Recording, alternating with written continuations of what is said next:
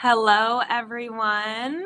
Good afternoon. Thank you so much for tuning in today to our Diabetes Tech and Tools live stream with Gary Scheiner. Um, I'm Kayla Bowen, Digital Marketing Specialist for Byram Healthcare. Um, Byram Healthcare has been a national leader in patient direct medical supply for over 50 years, rated the best overall diabetes supply company by Verywell Health for 4 years in a row, with an A+ rating with the Better Business Bureau. We are your trusted partner in diabetes management. At Byram, we know that life takes care, and today's conversation is one way we are fulfilling that purpose. Before we begin, please note nothing stated today is intended to be a substitute for professional medical advice, diagnosis, or treatment. Our discussion is for informational purposes only. Always seek advice from your healthcare provider for any specific medical conditions. So I am joined today by Gary Scheiner, an award-winning certified diabetes care and education specialist and exercise physiologist with a personal connection to type 1 diabetes since 1985. Gary, do you want to tell the viewers a little bit more about yourself before we jump into the Q&A? Oh, sure. The timing is great because I got a box of sensors from Byram in the mail yesterday by clockwork, man. Every month those Ah, sensors show up. I don't know what I'd do perfect. without those. I run a practice called Integrated Diabetes Services. It's based in Philadelphia, but we have patients worldwide. We work with people on intensive insulin therapy, so lots of type 1s as well as some type 2s. We do a lot with diabetes technologies, which is again a good topic for the discussion today. I wrote several books. One I'm pretty well known for is called Think Like a Pancreas, and I'm actually working on the fourth edition of the book right now. Um, Other than that, I'm a big sports fan. I work out a lot, exercise just about every day, and uh, got 4 kids, lovely wife. I don't know what else you want to know. Love That's pizza. great. What's your favorite pizza topping? Do you have one? No, I mean, if you get a good fresh slice, hand tossed, I don't think it needs a whole lot on it. I I agree. do like I like peppers and onions. My wife doesn't like me so much after I eat that though. But I agree. I'm always down for a plain cheese slice. Okay, well, thank you for joining us today, Gary. It's always a pleasure. So we have a list of frequently asked questions about diabetes technology, especially CGMs. So let's just jump into it. Our first question is, could you explain how CGM technology generally works? well, just so everyone's clear, CGM stands for continuous glucose monitor. And there's a number of them on the market now. We have the Dexcom, the Libre, Medtronic has a sensor, and there's an implantable one called the Eversense. Um, my first exposure to these was about 20 years ago, and my first CGM system didn't show me data in real time. It plugged in with a cable to a big device I had on my skin. You had to put it on a docker and download the data after 3 days to see what your blood Oh, sugars looked like. So these systems collect data points every couple of minutes, and nowadays they show the data right on screen. But the way they work is there's a tiny filament. It's a metallic filament. It looks almost like a little piece of tinsel, if you can picture that, that goes just under the skin. There's an introducer needle that pops that in, the needle comes out, and it leaves that little filament under the skin. That filament has a chemical on it that reacts to glucose in that fluid under the skin. It sends a tiny electric current along the filament that's picked up by a transmitter. The transmitter sends a signal to a device that interprets it and displays your glucose data. So you got three parts. You've got the sensor, the little filament, you've got the transmitter attached to the sensor, and then you have a receiver that displays your data. Now, the receiver can take the form of a handheld device that the sensor company provides that's dedicated to just showing that data. It could take the form of a smartphone where there's an app that the company provides to display the data. It could take the form of a smartwatch in some cases, and it can take the form of an insulin pump. And that's kind of exciting because now the insulin pumps are getting smarter. They can interpret that sensor data and self-adjust the insulin delivery to help keep the blood sugars within closer to normal range most of the time.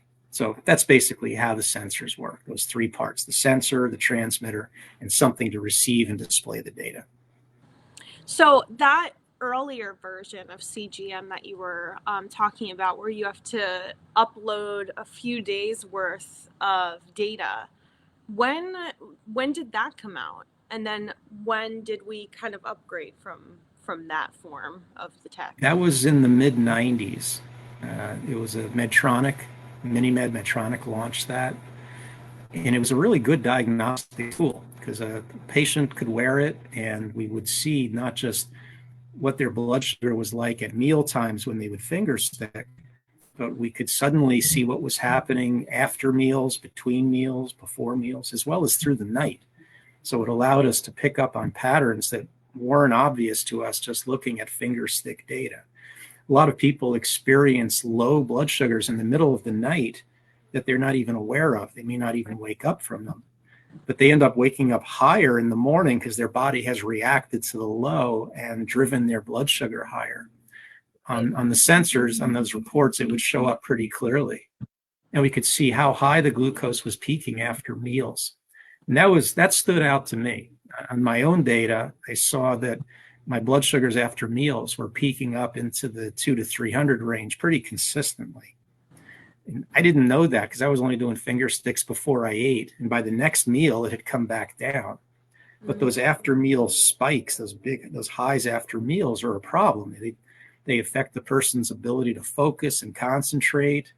Right. Physically, we can't perform as well. Emotionally, it can affect us. So now, if we know that's happening, there are a lot of strategies we can apply to keep those post meal readings in better control. Yeah. So, um, does the CGM hurt at all? Not at all. Not at Not all. at I all. mean, maybe once out of 100 insertions, you might feel a little pinprick, but generally, you don't feel a thing when the sensor's inserted. They now all use the mechanical device that inserts the sensor. And I mentioned there's an introducer needle that pops the sensor in, and then the needle retracts. And this takes place in like a hundredth of a second. And the needle's very thin, very sharp, so you generally don't feel anything when the Mm, sensor is inserted. I guess the only discomfort most people feel is after they're done using that particular sensor, they have to peel it off their skin, and just right. peeling it off hurts a lot more than actually inserting the sensor does. Especially for someone like me who's a little on the hairy side. Oh, Might be yeah. a little hair that comes off when I pull each sensor off. Right. So on that note, how long does it stick on your skin? It depends on which company provides the sensor. The Medtronic sensors are usually last about a week. The Dexcom sensors are about 10 days, and the Libre sensors are 2 weeks. Uh, and in most cases, the sensors do hold in place for that length of time. If people have trouble keeping the adhesion in place, they have over tapes that people can use. It's similar to what they might use with a pump to keep an infusion set in place. The Right. over tapes will help make it secure a little bit better.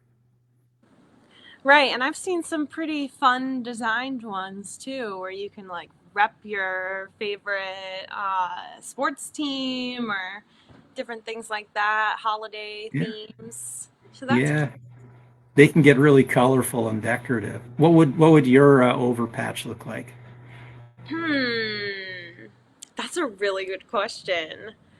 Um, I'd probably go for various shades of greens because that's my favorite color. So Mhm. I would probably gravitate to that. But I can see myself doing like holiday themes and stuff, different seasonal designs. It's creative. I'd probably just pick one of my Philly sports teams, like the Yeah. Eagles or the Sixers, and go with that. Yeah. So since it's sticking on the skin, is it itchy? Rarely. The vast majority of sensor users have no issues with itching or skin irritation. They use what are called hypoallergenic materials in the adhesive and the bandage that it's attached to. So most people have no problems at all with their skin when using these. Occasionally, there are issues. People are sometimes hypersensitive to some of the ingredients, and we can usually find a way around that. We'll sometimes use a skin barrier. We'll put a very thin tape dressing on the skin and put the sensor through that so that the Mm. sensor adhesive doesn't come in direct contact with the skin. We can also use what they call like some cold medicines in some cases that'll reduce a Mm. person's histamines and will reduce the skin reactions that might otherwise occur. Right. So there's a few different things you can do if there are any sensitivities to the skin. But you said that's not very common. No, no, I'd say maybe 1 out of 20 people has any skin issues when they use a sensor. Okay. And does it leave a mark on the skin? Rarely. Unlike with insulin pump infusion sets, there's usually a little elevated red bump on the skin when it's removed because the sensor's not infusing anything. There's no liquid, nothing going into the body. It's just the sensor filament, and that filament, it's a neutral substance. It's usually made of titanium or something similar. The body doesn't even know it's there, so there's generally no mark, nothing on the skin after it's removed. Okay, that's good. Can you put a second CGM on the same spot as the first CGM? Like if you take one off, and can you put it back on in the same spot immediately, or should you move it around? Well, you wouldn't put the same sensor on twice. It's a Right, one-time right. use. So when you start your next sensor, you could put it in the same exact spot, but we recommend moving it around at least a little bit. It doesn't have to be rotated as carefully as pump or injection sites with insulin do. These things are really pretty easy on the skin. So if somebody stays in the same general area on their body, they can move it around a little bit. That's perfectly fine, but it's not as essential as it is with rotating injection sites. Is there a part of the body specifically that's or different areas of the body that are better than others to wear the CGM? Well, yes and no. When the manufacturers do research on these devices before they are available, they call those studies that they do, they use certain body parts. So when they submit to the FDA, they say, all right, it was worn on the arm or it was worn on the abdomen. And the FDA will approve it for use on that body part. Right. But we've learned from years of experience that the sensors function quite well just about anywhere they're placed. You do need to place them on an area of skin that has a little bit of a fat pad underneath, and most people don't have a problem finding that. Uh, but you don't have to use it just on the body part it's approved for. You can place it in other spots. That said, there has been a little bit of research that shows that wearing the sensor on the arm seems to produce slightly better accuracy. Now, most Mm. people don't see any significant difference. But if you're completely ambivalent, it doesn't matter to you, you'll wear it anywhere. The arm does seem to produce slightly better accuracy than other body parts. Mm. So, a slight sidebar because insulin pumps came up. Is there a specific part of the body that's best to wear your insulin pump? Yeah, well, with the pump, there's a few things we have to be careful about. One is that the site pulls out accidentally. So people who wear pump infusion sets on very active body parts or body parts that get hit a lot, that's not ideal. We try to avoid that. Uh, with pumps, again, you have a lot of choices as far as where the sites can be placed. Insulin does absorb a little bit faster on the upper half of the body, so the abdomen or the arm if you're wearing a patch pump, or the side, the lower back, those areas will absorb slightly faster than if it's on the thigh or the hip or the buttocks. Hmm. The insulin is also going to be affected by muscular activity near the infusion site. So somebody who spends a lot of time running may not want to wear the set on their leg, because when they're running, the insulin is going to absorb much differently than when they're not running. So just Right. for consistency's sake, it's better to use a different part. And as I mentioned, site rotation is critical when using a pump. People who overuse their sites tend to develop conditions called lipodystrophies. That fat layer under the skin starts to either inflame or break down. And over time, that causes it can cause a swelling on the skin, and the insulin just doesn't absorb well there anymore. And those issues don't tend to go away. They're usually with a person for the rest of their life. So you want to try to prevent those issues. So what I teach is using a grid pattern for rotating sites. So if somebody picks a body part, hypothetically, let's say they choose their abdomen. On the right side of the abdomen, have a 3 by 3 grid: top row of three, bottom row of three, middle row of three. So you have 9 spots that you use, and then you go to the other side and do the same thing. That gives you 18 spots. And if you go 3 days, it's almost 2 months before you start over again. But I Right. encourage my patients to try to go at least a month before repeating the same local area with a pump infusion site. Okay. Um, so shifting back to CGM, how does a continuous glucose monitor read one's glucose levels? Because it's not going all the way, it's not going like to the blood. Right. So Right. how does that work? It is not a direct blood measurement. So when we describe the readings, we don't call it blood glucose. We just call it glucose. Hmm. It's actually measuring the glucose in the fluid among the fat cells under the skin. Uh, but there's a close correlation between the blood glucose near those cells and the fluid between the cells. So as the blood sugar goes up, so does the glucose in that fluid. As the blood sugar drops, so does the glucose in that fluid under the skin. So the sensor readings match very closely, but there is a little bit of a time lag. There's lag time, we call that, with any CGM system. And it varies from system to system. On average, it might be about 5 minutes lag time.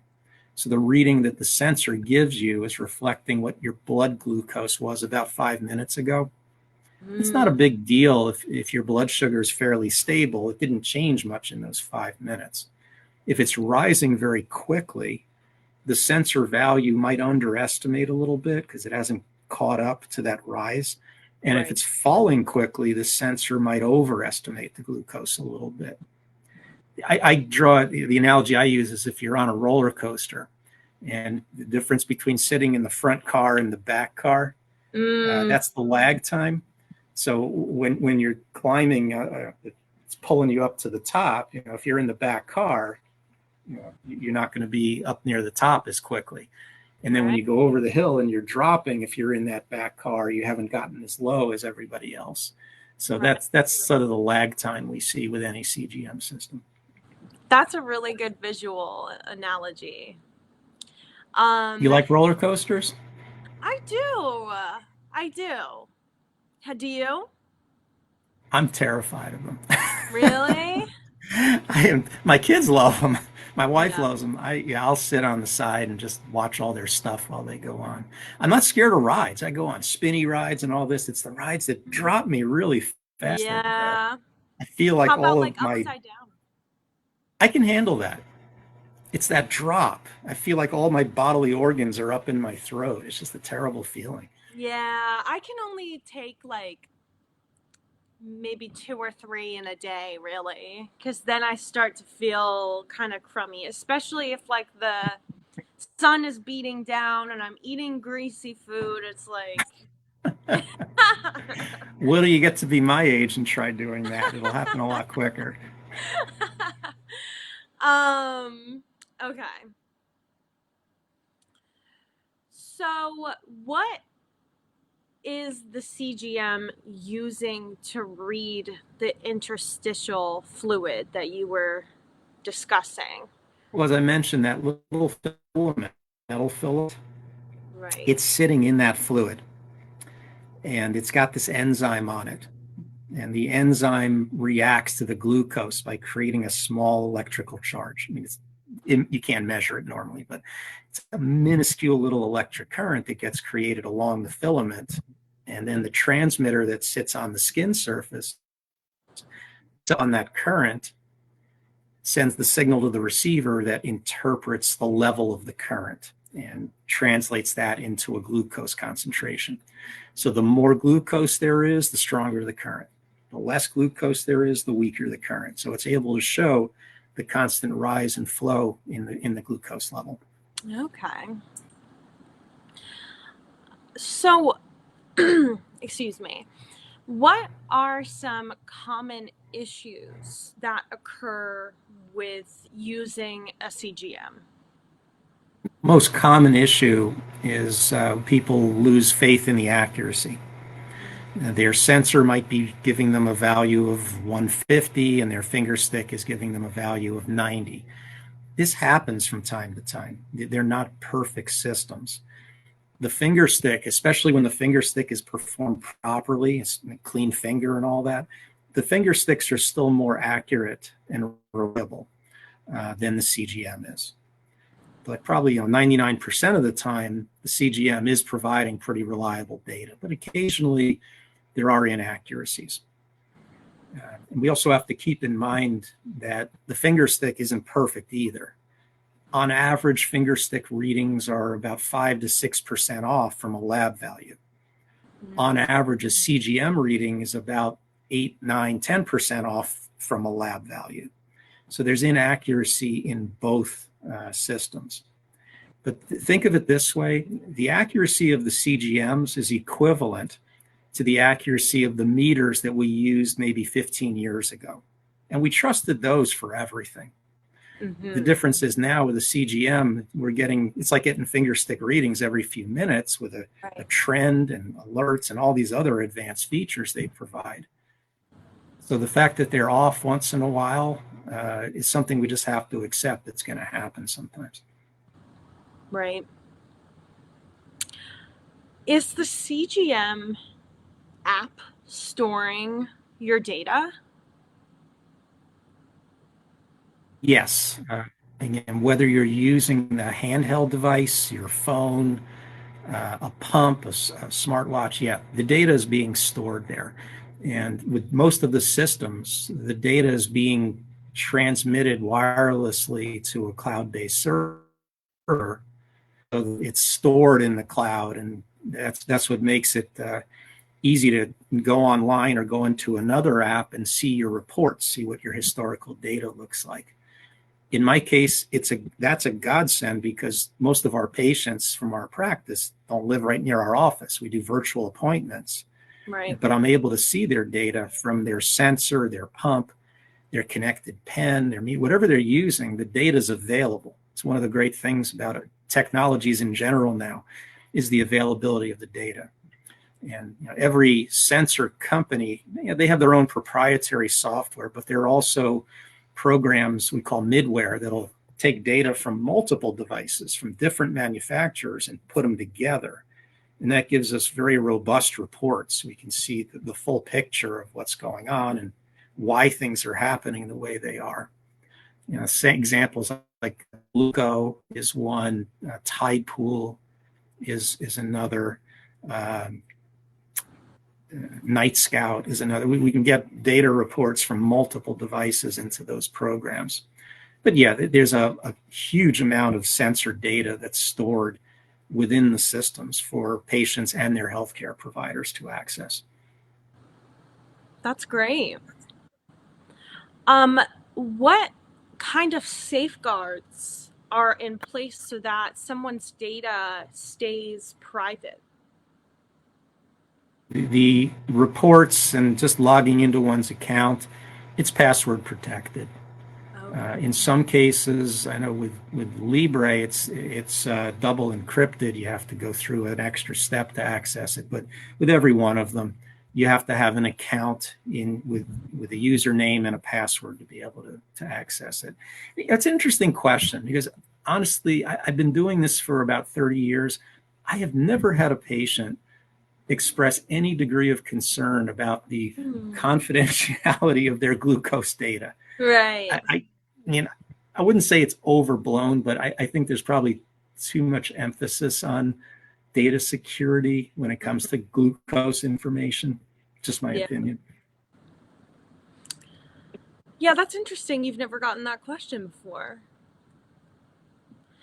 Um, what happens if the CGM is malfunctioning or if it's providing vastly different results from the finger stick?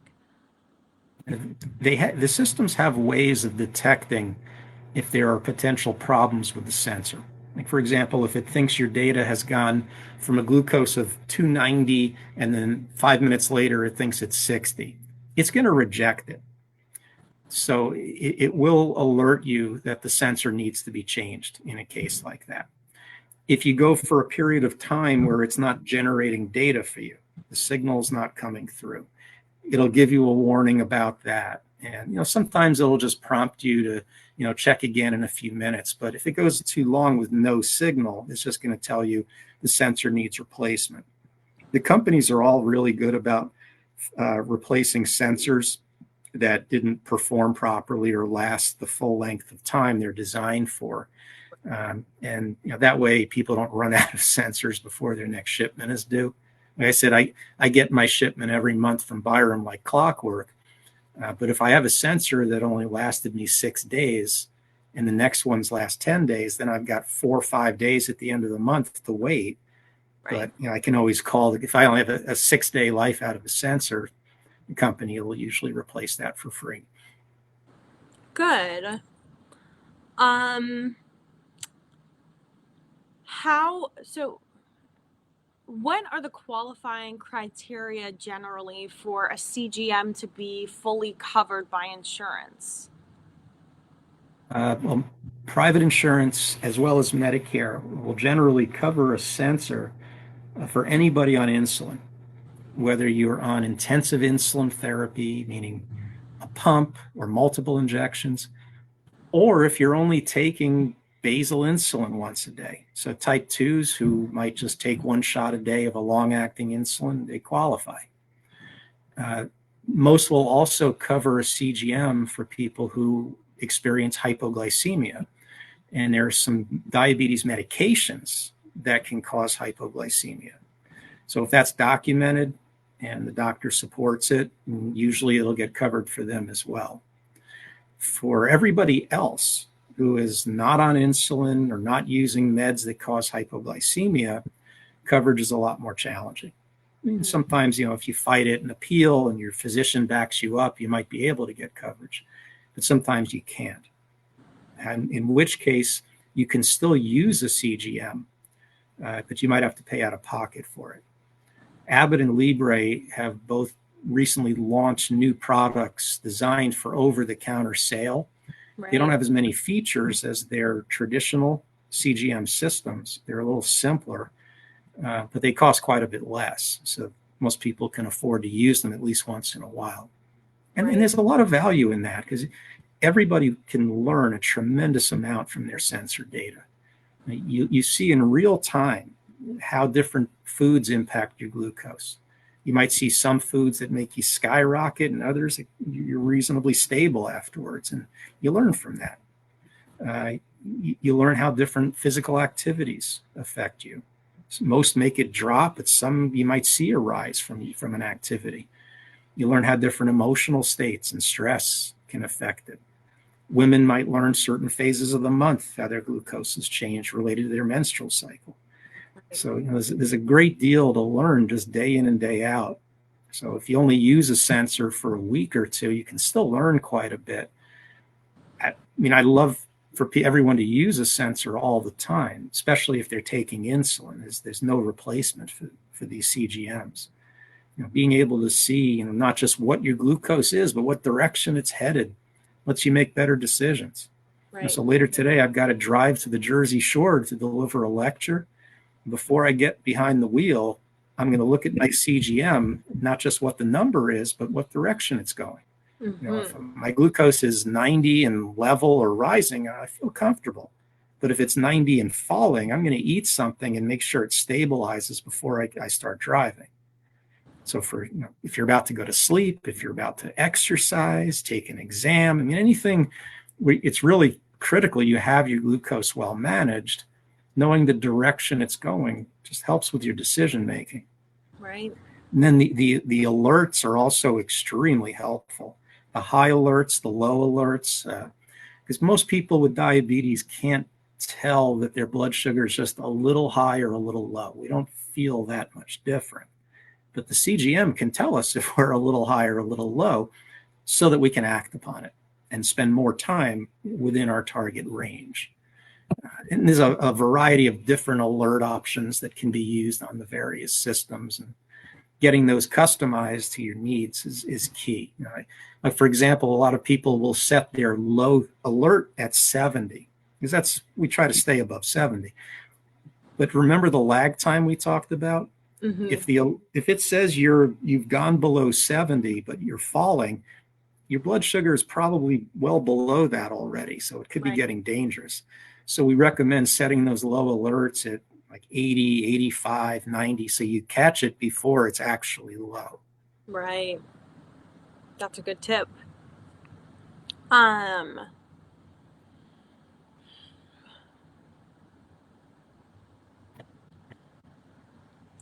So we have a question. How do I read a chart and know what is good and bad? Does that make sense to you? Yeah, personally, I steer away from using good and bad when I'm evaluating anyone's glucose, including my own.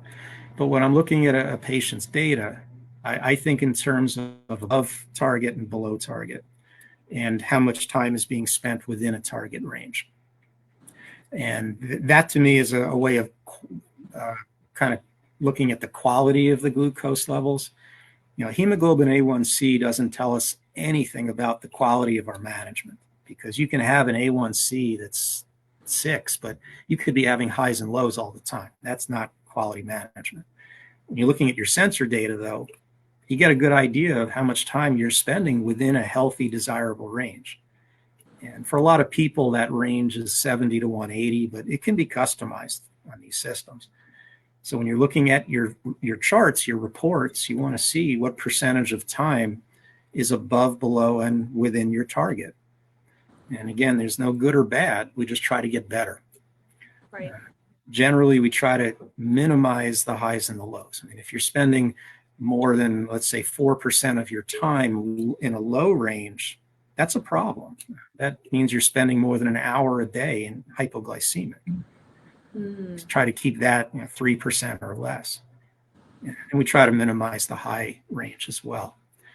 There's some other statistics that you can see. One is you can see the average, obviously, but you can also see what your standard deviation is. And that's a measure of variability.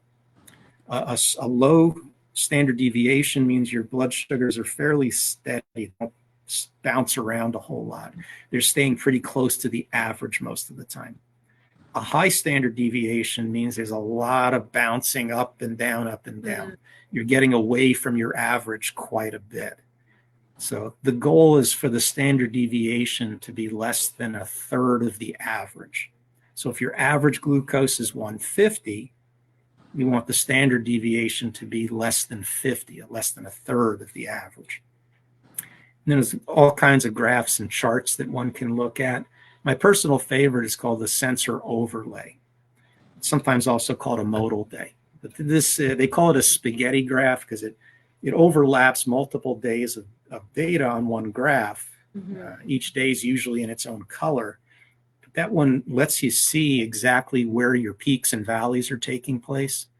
You can evaluate what's going on through the night, and you can kind of look past the outliers, because we all have weird situations. I had a bagel for lunch. I'm sure I'm going high this afternoon, but generally I'm doing pretty well in the afternoon. But when you look at these data graphs, you can visually kind of lop off the weird days and look at what the usual pattern looks like. Right. So you work with patients like every day, and what are some other common questions or concerns that people raise about CGMs or other diabetes technology? I guess one of the bigger complaints is when they become disruptive, like when there are too many alarms taking place, too many maintenance steps that have to occur. With the CGM specifically, the key is getting the alerts set at reasonable levels. You know, if somebody came to me whose A1C was 8 or 9, running lots of highs, I wouldn't set their high alert at 180 because they're over 180 almost all the time. It's Right. not going to benefit them. We'd set it much higher than that and then gradually lower it as things improve. And likewise, like I talked about at the low end, we don't want to set the low alert at a point where we're not preventing lows. We want to prevent hypoglycemia. So the alerts have to be set a little bit higher. And knowing how to respond to the alerts is also key. I'd like to teach people what to do when they get these alerts, you know, specifically how to fix the highs safely and how to address the lows. And you don't treat a blood sugar of 75 the same as you treat a 55. It's going to require different amounts of carbohydrate to treat those situations. Knowing how to address it if it's falling very quickly versus gradually coming down. Those are different as well. But like I said early on, one of the great unique things about CGM now, at least for people on intensive insulin therapy, is that we can integrate them with insulin pumps. And these newer pumps have what's called an algorithm. It's a computer program that interprets the sensor data and makes its own adjustments to the insulin delivery. So we don't have to sit and babysit the pump all the time and make our own adjustments. Right. If the glucose is starting to climb in the middle of the afternoon because you ate a bagel for lunch, it'll start to increase the insulin delivery a little bit to help bring the blood sugar back in range. If you're starting to fall because your activity is increased, it'll start cutting back on the insulin to hopefully prevent hypoglycemia from occurring. So that automation part it's amazing because it improves glucose control while at the same time reducing the amount of work we have to do. Right. That's a great combination. Right. Less work and better results. Sign me up. You know, that's a great thing to have. And you'd be happy with that, wouldn't you? Oh yeah, absolutely. Yeah, let me work 3 days a week, pay me the same, and I'll accomplish just as much, right? Right? um what was my other question? Oh, I wanted to hear a little bit about your opinion on type 2 folks specifically utilizing a CGM. What can they benefit from doing that? You know, obviously, if a type 2 is using insulin, they're going to need that glucose data for calculating their doses, for adjusting their settings, learning from it. But for type 2s, actually for type 1s also, just seeing those cause and effect relationships, learning how different breakfast types produce different blood sugar results. Right. Someone who has, eggs 3 days in a row and sees stable blood sugars through the morning, and then the next 3 days has frosted flakes and it spikes up to 280, you learn from that. You Right. realize, when I eat the eggs, I feel a lot better and the numbers are much better. Right. When I walk after dinner, I don't spike the way I normally do. If I sit after dinner, I run really high. I learned that if I do the dishes after dinner, just being up, moving around, sugar's a lot better than if I sit and read the paper or watch TV. My wife learned about that, and now she makes me do the dishes every night. She says it's That for worked out for medical her. reasons. Um, how about, because I know that there are other types of diabetes uh, besides 1 and 2, maybe, gestational diabetes, for example. How might those folks benefit from a CGM? Much the same way that other type 1s and type 2s would. And in fact, type women with type 1 who are going through pregnancy, it's a lifesaver. Yeah. Uh, Obviously, we have to adjust the settings. We have tighter targets during pregnancy, but it's so critical during pregnancy to manage the post-meal blood sugars very tightly. Even going above 140 can be problematic after meals during pregnancy. It leads to excessive growth of the baby too quickly, and that could be an Mm, issue. So, you can learn what foods, what activities, et cetera, how to time the insulin right to keep the blood sugars under 140. And having that feedback on the CGM is just so valuable because you can finger stick all you want after a meal. You never know if you're catching the peak or not. You right. don't know exactly when it's going to occur. It might happen a half an hour after eating, it might be 2 hours. What are you going to, you can't do finger sticks every 5 minutes, but the CGM can deliver data every 1 or every 5 minutes. So you'll never miss the peak. And you'll know if what you did worked to keep those blood sugars within an acceptable range during pregnancy. Right. Um, how many, so you see a lot of different patients through the years. Would you say most folks that you work with utilize the CGM, or what's the popularity of using that technology? I ask that a lot. And honestly, I would have to say that at least like 99% of our clients use CGM. Ah, Because I think it's because of the types of patients we work with. People on intensive insulin therapy gravitate to us because that's our specialty. So we don't see a lot of people who are just on oral meds or no meds at all for their diabetes. They typically are on intensive insulin therapy, and just about every one of them is using a CGM at this point. Honestly, I can't remember the last time I had a patient I worked with that wasn't using one. It's been a long really? time. Yeah. And do you primarily work with type 1 folks, or do you also have type 2 individuals that you work with? It's 80-20 split. It's primarily type 1, but we have our share of people with type 2 who now require insulin, Hmm. whether it's basal or meal and basal insulin or pump therapy. So we've got our share of both. And the challenges that the type 2s face with having to make lifestyle adjustments, it applies to type 1s also. And people don't Yeah. realize that overweight and obesity is a big problem in the type 1 community as well. About Mm, 40% of people with type 1 are overweight. We have to address all the lifestyle issues that come along with that, just like we do with anybody with type 2. right.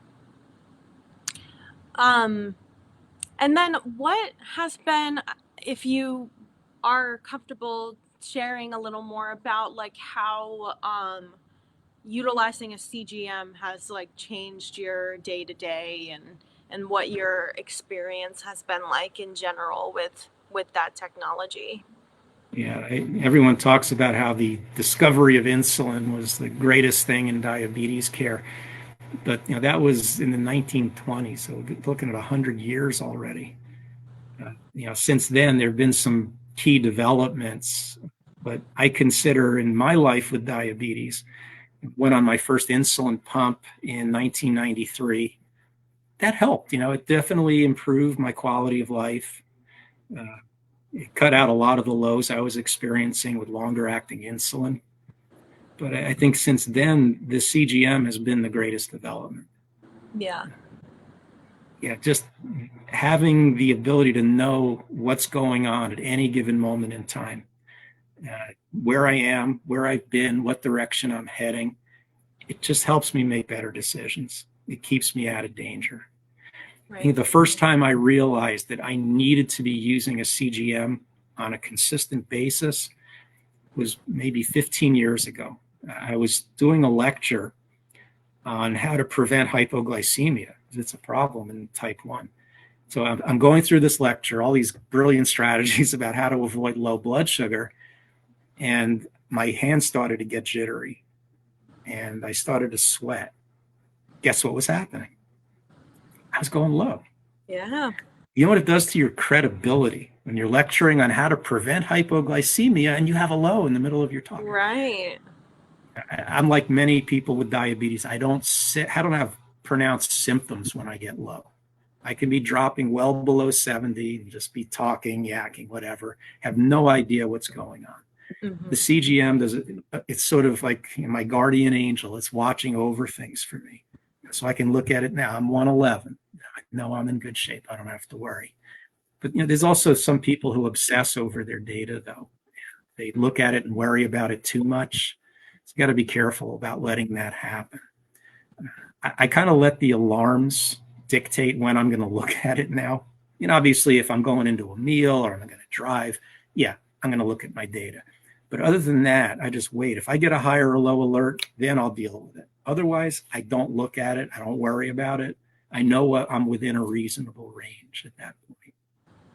But it's Right. given me more confidence, better glucose management, definitely. And that shows up just in how I feel and how I perform in everything I do. Right. Managing diabetes is not about numbers.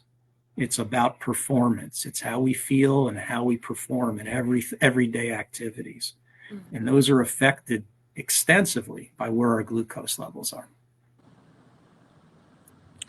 So, to close out our discussion today, what would you say to someone who is considering getting a CGM and is maybe a little apprehensive about it because of the frequent alerts, or maybe they're afraid they're going to become like obsessively checking it, like you said? Like, what would your advice be? Uh, Two bits of advice. One is work with a professional who can guide you properly to help minimize those downsides. The other is don't look at it as a lifetime commitment. Look at it as I'm going to try one sensor. I'll wear it for a week or 10 days or whatever. Evaluate. If you find that it's a nuisance, it's not reliable, not helping me, then pitch it and go back to what you were doing. That's the worst case scenario. More likely, you're going to use it for 7 to 10 days. And even when you first start using anything, there's a little bit of a learning curve. But even within the first couple of days, you're going to be like, how did I live without this thing? Right. And you'll be really glad you at least gave it a try. Sorry, one second.